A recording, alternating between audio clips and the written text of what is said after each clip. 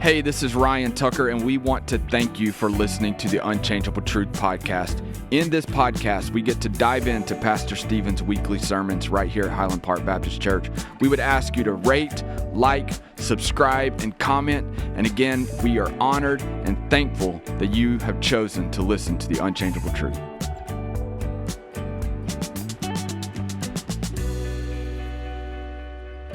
What's up, everybody? This is Ryan Tucker, and I am with Stephen Kyle, pastor of Highland Park Baptist Church in Panama City, Florida, and we are the Unchangeable Truth podcast. Pastor of. See how I did that? Yeah, you got a little, It's just inflection. Yeah, Yeah. you know, so we're Just not. So I'm not so boring all the time. People been saying you're boring? Man, people all say all kind of stuff about me. It's okay, so I change it up. There you go. You ain't got to be The angry. Unchangeable Truth podcast, man. I was just making a statement. I'm not angry at you. Well, It's all good. I hope not. I like excitement. Yeah, So, yeah, it's good. It's good to be here. yeah. Doing it on a regular day. On our regular Just day, it's doing- good to be back. Just doing one recording, which is unique kind of recently because we've been doing many recordings at one time because. Well, if you weren't so busy traveling oh, yeah. all the time, Yeah, that's it. you know, That's it. we could. Well, got places to be, people to see. I'm not mad at you though. Clearly, you can tell. But anyway, so we're in the book of Daniel Yeah, on Sunday mornings. I'm kind of pleased with how that's been going. it's been a good series. I was man. a little concerned and had I think it's kind of tracked well and Yeah, hadn't been too deep. Tried to keep the prophetic stuff just kind of at it's coming though. at top right? level. in Well, Daniel. it's going to have to eventually. Yeah. It's going to have to, but you try to do the best. Let me just kind of keep this as simple as we can and still understand the truths. And if we want to dig a little deeper, we can do that outside of our normal service time. But one of my mentors and heroes of the faith, and one of has written I don't know how many books and preaching. Had a school of preaching named after him. Everything in the world made a statement to me 2 weeks ago. He's like, "I'll tell you that's the best sermon I've ever heard from the Book of Daniel. Maybe the best sermon I've ever heard you preach is what he said." And of course, you're like, "Oh wow!" And then you're like, "Well, now, hang on, that may not be a good thing. He may he may think all the rest of them are really bad, and this is just a step above." So I took it as a good thing though. Yeah. So anyway, yeah. You spend a lot of time though prepping for a service. Like you're not just. I mean, I know this isn't really podcast stuff, but I ask anyway. Like, how much time do you spend on a Sunday morning? Yeah, it all depends. It really all depends on is it what kind of is it a text that I know very well that I've preached before. Now I've been doing this for 33 years, so Well, I know you have a system. I do have a system, and also have every sermon I've ever preached, man, I've got so. I don't have to do a lot of research necessarily, but just like yesterday, my original plan when I had this whole thing laid out is we're gonna cover all of chapter 3, and then we scheduled the Lord's Supper, and as I started kind of breaking down, really, yesterday's sermon was originally just going to be a one-pointer of a whole sermon. Oh wow! And then when I started breaking it down, I'm like, yeah, there's a little bit more to this, and then it's kind of started taking that direction of, hey, this is a war of worship right here, and looking at what that represented, I'm like, nah, this will be perfect. We'll just knock it off right here. And so I do. I mean, I'll spend. My goodness, I preach 2 different sermons a week. Yeah.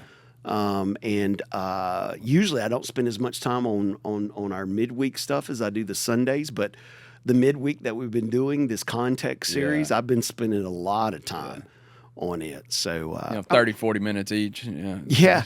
No, I'm going to say, I don't know, 10 to 12 hours. Yeah. Something like that. I've heard folks say they spend a minute. Or excuse me, for every minute they preach, they spend an hour in study, and I'm like, I'm calling baloney on that. Yeah. I'm calling baloney on that. Yeah. And if you gave me a text and said, "All right, you got 4 or 5 hours to get," I mean, I think I could get that together in 4 or 5 hours. Not going to have not going to have, it's not going to be illustrated the way I usually do it and all that kind of stuff. But the book of Daniel illustrates itself. Well, and, especially this sermon yesterday, the war of worship, sometimes we think maybe Old Testament is not too applicable for today, but man, it's so perfect. It's absolutely relevant for today. Yeah, without a doubt. And there are folks that even going into this text, because I kind of briefly said something about it. Yeah. Here is Nebuchadnezzar at the end of chapter 2 when the dream's been interpreted. Yeah. He's like, praise be in the God of Daniel. And you're like, all right, he got it. Yeah. He understands there's one true living God. Yeah. And I'm telling you, it's not even a verse later. Right. He's building this big, massive statue of himself and wanting everyone to bow down and worship it or they're going to die.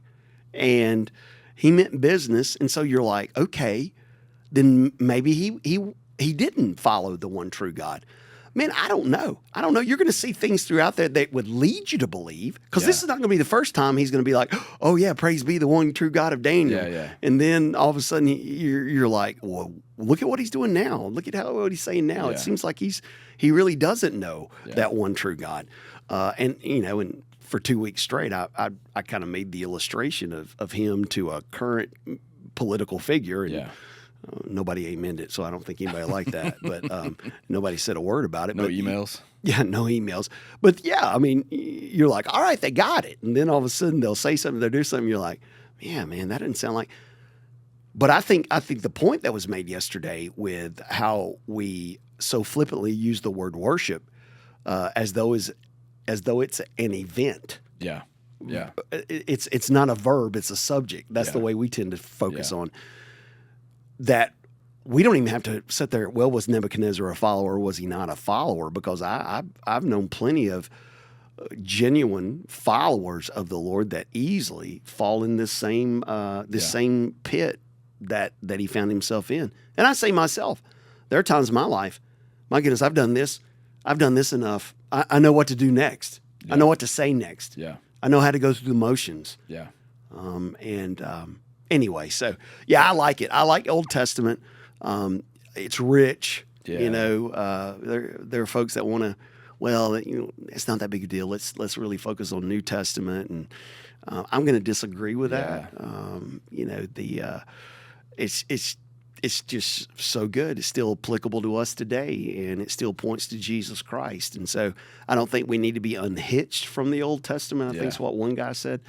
I think we appreciate it and hold to it and understand the Old Testament. There are parts of the Old Testament that clearly were written to the Jewish people, and they were dealing with ceremonial law and dealing with cultural law, and you got the dietary things and all these kind of things. But the reality is, God gave it to him because He's like, I love you and I want the best for you, and here you go. Yeah.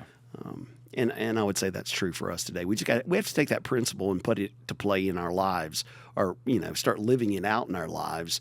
I even made the statement yesterday. I don't think any of you guys are going to be going home today threatened with, am I going to bow down before a 90-foot tall statue? Yeah. But there will be idols that are, I would even say, more dangerous. Yeah. That we don't see with eyes. Talking about this whole thought of worship, and I think you even say, worshiping is worth warring over because there's so many things that can, pull our worship. I'll use that term, but and I think we've even said it on this podcast, we're really good worshipers. We're really good at it. Oh, without a doubt. It's just, what are we placing our worship on? Well, you don't even have to step foot in a church to be a worshiper. Yeah. You turn on NASCAR and you see over 100,000 worshipers. Why do you always go to NASCAR? Because, when you think of as big of a football stadium, I mean, that pales in comparison. You're talking, I don't know what Are there that many people that watch NASCAR? Oh my goodness. It's unbelievable. I'm not really a NASCAR fan. Are you, Journey? I am not. Yeah, I mean, but there are people, and it is people you would never assume are. We're like little old senior adult ladies. No, seriously. I'll never forget years ago. I was doing a faith visit. You remember the faith evangelism outline? Yeah. And so I've got my team, it was me and another guy, and Jennifer was the female that was on our team, because you always had a woman on the team, right? Because she would go to the door, knock on the door, because somebody comes to the door and they see a guy out there they don't know. They're threatened by that. And that's natural. And so she would knock on the door because it's a female. And less intimidating. I guess so. I mean, I'll probably get some emails about that, but there's a guy sitting there, and he's like, y'all come on in. And he really didn't even turn away from watching the race that's happening, and go in and sit down. The guy's like, what do you think about, I think it was 88. Was that Earnhardt's number, 88? We don't even know. We're not NASCAR fans. Somebody will let us know that's watching. Anyway, he goes, what do you think about 88? And I'm like, I don't even know what you're talking about. And he's got it everywhere, all over the place. He's sitting there drinking, I don't know, beer, Budweiser. I don't know what he was drinking. He's sitting there drinking. I know Budweiser's beer, but and we're having this conversation. He's like, what do you think about that, man? I just love it. I can't get enough. 88, 88, baby, 88. I want to say that's right.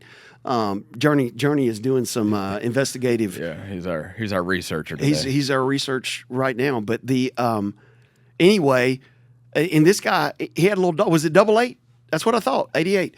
And so he's sitting there, and this little dog's yapping the entire time. And the guy's just like, well, man, I tell you what, and we're trying to share the gospel with him. And, and he's like, I don't really get into that stuff a whole lot. I don't get into religion. I don't, we're like, we hate religion too. We agree with you. And it's about a relationship with Christ. And I don't really focus on that worship stuff. And I'm thinking the entire time, are you kidding me, dude? Yeah. You've got an idol right here in the room. And it's so funny because the dog's barking like crazy. We're getting ready to leave, and the guy's like, Little Dale, leave him alone. He named the dog Little Dale. And this is no knock on Dale Earnhardt. I'm just saying how far this guy had taken it. But he was a worshiper. Yeah. Junior's 88? What was Earnhardt? Okay. Big Dale. Anyway, forgive us for our lack of NASCAR knowledge. Yeah.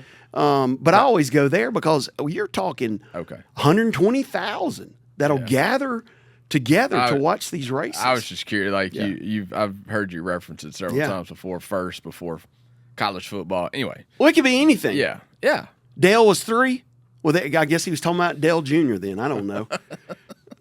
That shows you what I know. Yeah, but he was into it, man. I can tell you that.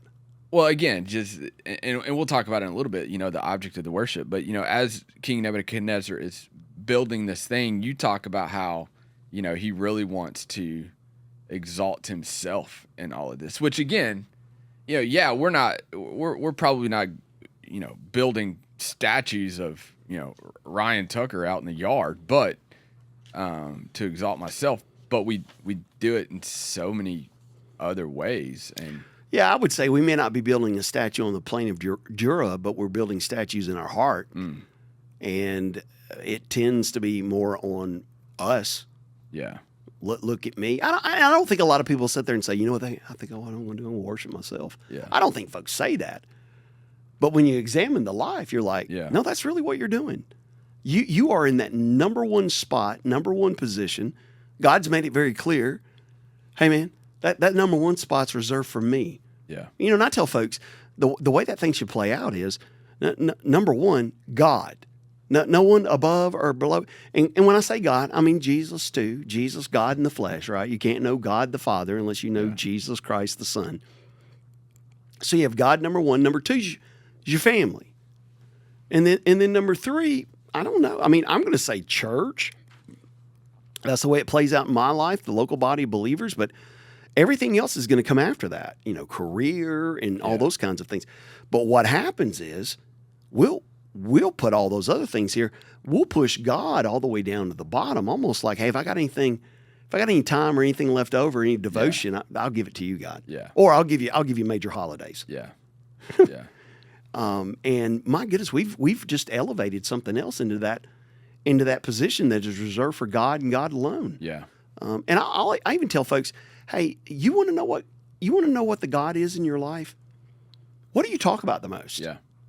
What do you think about the most? What are you giving your money toward? Yeah. That'll tell you what your God is. Yeah. And I even made I love sports, and I'm a big college sport guy, and college football, basketball, college baseball. Man, I like to watch girls softball. Yeah. My goodness, man, that's some strategy involved there. But anyway, those sports make a great hobby, make a terrible God. Yeah. I'll never forget years ago, you and I were coaching together. I think at the time, I don't remember. And The Tiger Sharks? yeah, I don't. Or the Jackrabbits? We were the Tigers, not the Tiger Sharks. Oh, I don't We were remember. the Tigers. We were the Jackrabbits. Which ones were the Astro colors? The Astro uniforms? That was the Titans. The Titans. So we were the Jackrabbits. Then we were the Titans. Did you help us coach on the Titans journey? Okay, and then we went to Tigers, just straight up Tigers. I don't think you helped with Tigers. I don't think so. No, you were Titans.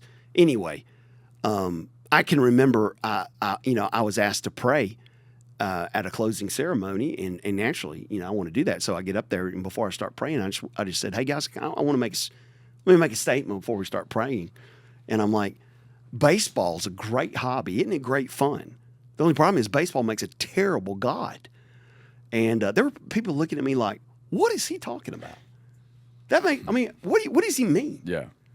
But we'll sit there in the very innate desires that God has created when he crafted us. We will try to fulfill those desires with other things besides a relationship with him and the worship that we have for him. But you're going to worship something. I can promise you that. Well, and you even talk about it, there's this sense of, hey, look, and you even use the example of somebody creating a really successful business and going, hey, look, just look at what I've done. Like, I've done so well. And yeah, we may not go, hey, worship me, but in a sense, when we say, hey, look what everything I've done, like you're putting yourself above anything else. Well, and I heard a guy say this one time. He said, I would thank God if he had done anything for me. And, and that's when I stepped back 2 feet like, Wow. all right, I don't want that That's to dangerous. the lightning bolt's about to come down here. You just want to say, oh my goodness, you have life because God gave it to you.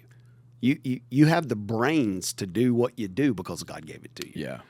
Yeah. Let's just be honest. I mean, there a lot of things are just, man, I'm in the right place at the right time. I know the right people. Yeah. Those are gifts from God. Yeah, for sure. All those things. And but this sense, it's just this arrogance of me focusing upon myself. Yeah. And we do it from an early age. Yeah. You know what? Yeah. Man, you can be anything you dream. Yeah.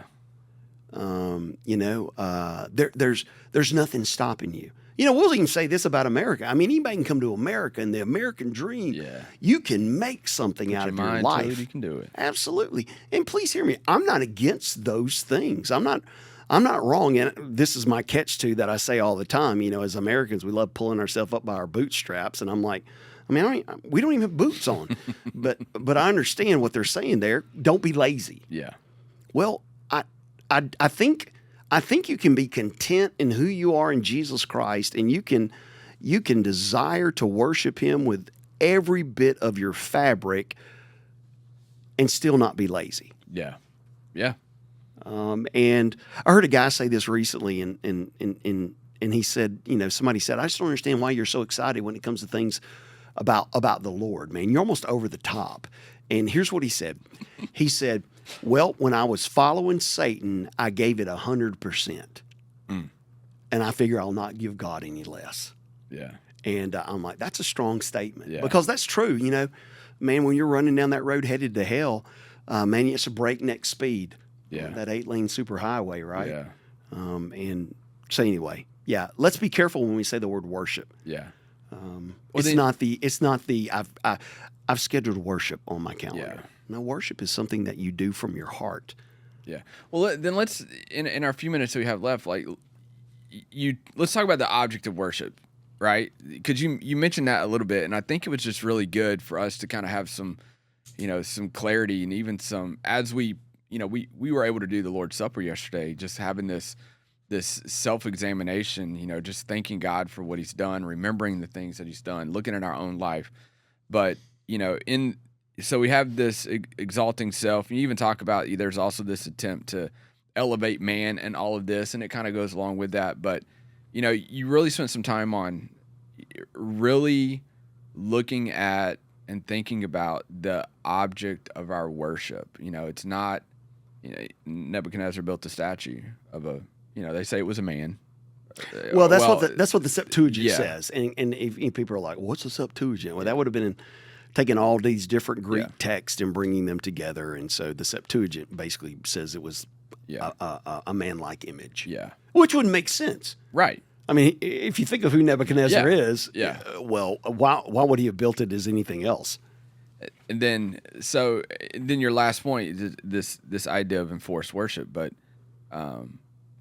let's talk about the object of worship, because again, like in this culture, we are so distracted, and it's so easy just to, even though maybe we're trying to do something good by thinking about family, thinking about church things, serving in the church, doing whatever, like it's so easy to put our focus on something else rather than taking that moment and going, all right, I'm going to worship holy God for who he is and for what he's done. And the byproduct of that's going to be so many other things. But I don't know. You mentioned object of worship. I wanted to get your thoughts on that. I think the object of anything you do is what is the most important thing. And of course, we're talking about worship. I will, in a little different vein, I was talking with somebody just a couple hours ago, and we were sitting there talking about, there was a book written a few years ago, Stop Asking Jesus Into Your Heart. And kind of a catchy title. Yeah. And you're like, okay. When you start reading it, it's basically just saying, hey man, quit telling people to pray what is known as the sinner's prayer. Quit leading people in a prayer of salvation. And you'll never find that in the Bible and this. I mean, it does tell us in the Bible, unless you confess with your mouth that Jesus is Lord and believe in your heart that God raised him from the dead, you'll not be saved. So it's a confession. So here's the way I approach that. Well, what's the object of your faith? If I'm putting my faith in, I've prayed a prayer. There's not a prayer in the world that can forgive sin. If I'm putting my faith in getting baptized, there's no water that is holy enough that can wash away any sin. Now, are those things that are very important? Absolutely, they're important for us to do. But what I'm doing through them, I'm expressing the faith that I have in the Lord Jesus Christ. Yeah. And so what I would say is a sinner's prayer. And if folks, well, somebody could just say that and not really mean it. I would agree. Yeah. I would agree. I mean, I can do anything in the world, and my motivation, calls me to do that. So worship is, my motivation is focused on the Lord Jesus Christ. So that is the attitude, right? That is what's driving me. And so I can come and I can say, boy, didn't we have a good worship service today? They sang that one song, and, man, God bumps stood up on my arm, and hair stood up on the back of my neck. And I mean, you go to our service from yesterday, and man, they were bringing some power tunes, son. Yeah. And then when they started singing that "Worthy of It All," and my goodness. And by the way, let the record show what Corey was reading off the screens I wrote. He could have at least memorized it or something, You thought he would have memorized it. He memorized the lyrics to all those songs. But anyway. Well, he's got all the lyrics in the back on the songs. Well, that's true. He could have ad-libbed a little bit, man. But anyway. They were singing some power ballads that I would say this, and they were so strong. Yeah. There probably were some non-Christians here that were like, "Oh man, wasn't that good?" Yeah. Well, I mean, I wouldn't, but there are folks that listen to Disney songs and be like, "Oh man, isn't that good?" Or last night we were watching. I don't know what that singing show is. There was somebody on there doing some singing. The Voice. We watching The Voice or American Idol? I don't remember. We really weren't watching it. The TV was on, and so we were walking through, and somebody hits that note, and you're just like, "Oh my goodness, isn't that something?" Well, folks can come here, and because the song or whatever is about Jesus or God or the Bible, boy, that worship today, it moved me. Yeah. Well, no. The beat, the tune, the style. No. What is worship? Worship is me declaring to the Lord who He is. Yeah. And how I'm, what He has done for me and how I am deeply in love with Him and can't believe that He loves me. And He is the one true God. And so I'm not saying we shouldn't have those other things. My goodness, when it comes to singing, if we're going to do it, let's do it good. Yeah. But man, I think there's a lot of things that we say that we've been a part of when it comes to worship that's nothing more than emptiness. Yeah. I think Jesus referred to the Pharisees. What do you call them? Whitewashed tombs. Yeah. Well, and I was, sitting in there, and you hear the term war of worship or worship wars, and that could go in a lot of different directions. Especially being around churches for so long, and I've been part of churches that cause division because of the style of worship. Or there was one church we put we put some stools on the stage. And they said that we were turning into a bar because we put stools on the stage. But the whole time as you were talking about this particular part, I'm thinking of the whole sermon, thinking about everything's a heart posture. You look at Nebuchadnezzar, his heart posture was himself. His heart posture was, hey, look at me, look at what I've done. You look at Daniel and you look at Shadrach, Meshach, and Abednego. Their heart posture was not on the object, not on themselves, even taking their stand. Right, they were taking a stand, but that wasn't the thing. They're not looking at me. Look at the stand I'm taking. No, their heart was absolutely drawn to the complete and utter worship of God. And well, I would say Shadrach, Meshach, and Abednego. They're like, whoa, our worship is reserved for one only. Yeah, and that's the true living God. Yeah, because there were other Hebrews. Yeah, that would have been led away in exile. Yeah. That would have been taught the same scripture that they had been taught, that they hit the ground. Yeah. The text tells us there's only 3 that didn't. Yeah. And we even brought this up yesterday. Well, where was Daniel? I mean, clearly Daniel was not there, or he would have been included as well. We're going to see it in chapter 4, what he believes about honoring God. But anyway, I just think so many times we do not consider the weight of worship. And when I say weight, I don't mean W-A-I-T, but W-E-I-G-H-T. The weight of worship. And we'll even sit there and we'll say, it's like we use the word persecution here in the Western Christianity. Oh, persecution. No, we've not known persecution. We don't get it. Yeah. We've not known persecution. Here's 3 guys. Hey, if you don't bow down and worship this idol, this pagan false god, aka if you don't reject your God being the true God, we're going to kill you. Yeah. And they're like, and we're going to see as we go on further, they're going to be like, yeah, if we die, he's still God. Yeah. If we live, and he's still God. Yeah. Well, I'll close it out with one of the things that you said. Anything that we worship, we tend to become like. So, well, Pastor Stephen, as always, man, thank you for pointing us to Jesus and the truth of Scripture. And we will see you right here next time on the Unchangeable Truth Podcast.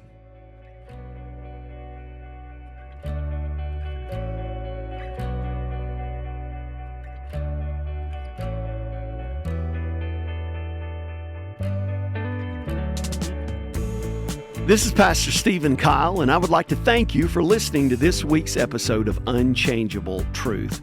We would always love to talk to you about your relationship with Jesus Christ, so feel free to shoot us an email at podcast@highlandpark.org. That's HILANDPARK.org. The purpose of this broadcast is to help you fall more in love with Jesus Christ and your faith to grow as you consistently find yourself in the Word of God. If you ever find yourself in Panama City, please feel free to stop by and worship with us in person at 2611 Highway 231 North. May God bless you, and we look forward to you joining us again.